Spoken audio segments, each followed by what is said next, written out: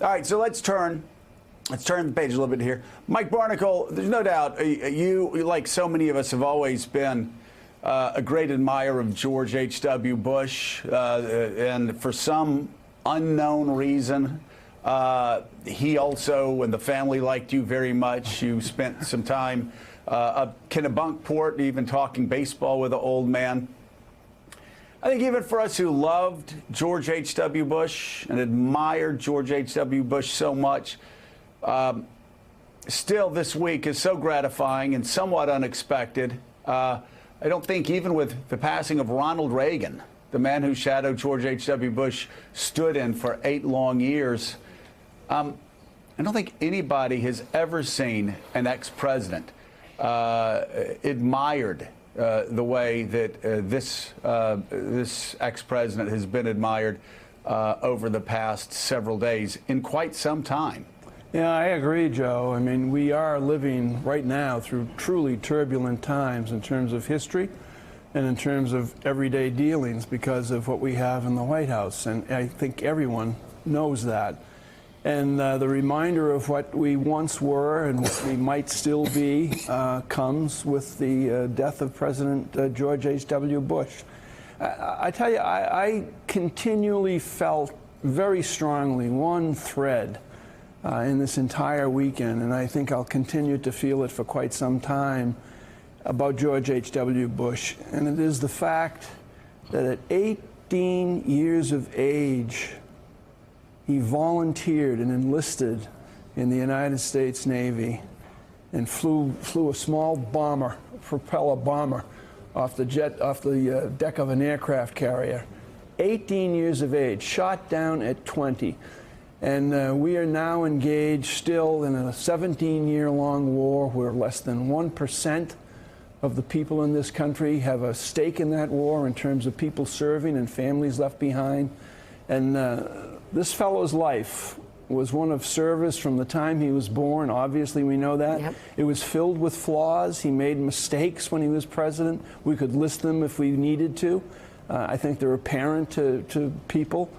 But the dignity, the honesty, the class, the compassion, the empathy that this man had for others around him and others that he did not know, I think was all rooted in the fact that he had a life that was apart from politics at its origin, serving in the United States military. And I can't let that go.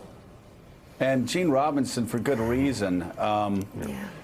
This was a man who, when he made that decision at 18 to volunteer, to go to war, and it was itching for the opportunity to defend his country, he wasn't an immigrant kid out of Brooklyn seeing this as a way out.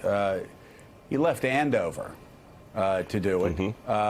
Before he went to Yale, a member of the Northeast ruling class, back when there was one on the East Coast. And he left when he was 18 to serve his country, and he continued doing it every day of his life until earlier this week. Yeah, I don't know when we'll have another war hero president like George H.W. Bush, a hero of the Second World War, the war in which we were attacked, and people volunteered to join. The youngest Navy flyer, shot down at 20, just extraordinary.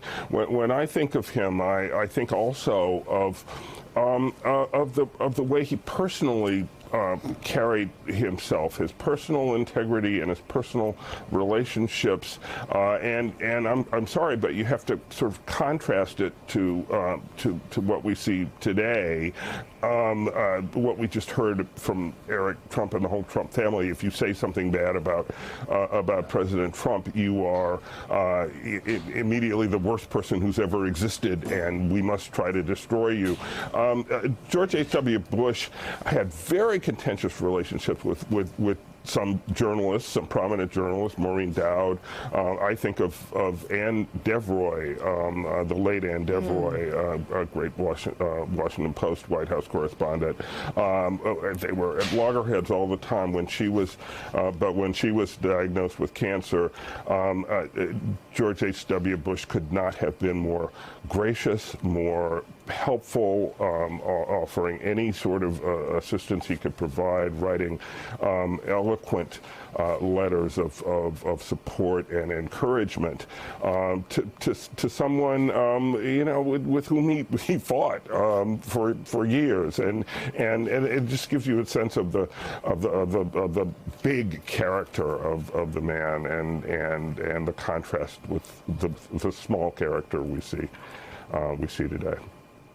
Yeah, and you know, Maureen is going to join us tomorrow, Maureen Dowd, but Maureen was a woman, and as was Ann and many other people in the press that went after George H.W. Bush every day. I saw some of my conservative friends come out yesterday saying how hypocritical, the media hated Bush, and Bush hated the media. Well, yeah, that was the case. It was like Ronald Reagan and Tip O'Neill had a deal that they fought like hell every day, and then at 6 o'clock they put it to the side. Yeah. Because they could do that, Willie. And this Maureen Dowd quote that I read yesterday that was from her column, a note that George H.W. Bush sent to her after, quite frankly, loathing the work that she did for the New York Times for such a long, long time. George H.W. Bush says this: I reserve the right to whine, to not read, to use profanity, but if you ever get really hurt, or if you ever are really down and need a shoulder to cry on or just need a friend, give me a call. I will be there for you. I'll not let you down. That is the whole point. You can have a contentious relationship with people professionally and still save your humanity the way George H.W. Bush did for people who may go after you in the daytime. It's an example we all have to follow. That's an incredible exchange that Maureen published in her column the other day, the back and forth, the notes and letters that they wrote to each other. As you said, she wrote a lot of tough columns about George H.W. Bush, and his response was, I don't really know why, but I like you, and then went on later, as you just read, to say, I'm here for you if you ever need me. It's incredible. Contrast that with enemy of the people and all the other things we've heard recently. I was talking to someone very close to the Bushes who worked for the younger President Bush the other day, and her sadness was first and foremost about the loss of this man, George H.W. Bush, but also about this kind of man, the kind of man you've just described, who lived a life of service, as you said, came from privilege, saw the bombing of Pearl Harbor and said, I want in the fight. And Joe, just to end this segment on a more hopeful note, there is now, we just saw on Election Day, a generation of young people, the 9/11 generation, who watched planes fly into buildings a couple miles from here and said, I want in the fight. And they've given their lives to service too. And not that military service is the be-all, end-all when you get into politics, but it does show the kind of character and the kind of person who just wants to serve and put the country ahead of themselves. And we do have a new generation of those people, and a lot of them were elected a couple of weeks ago, so we'll see what that looks like going forward.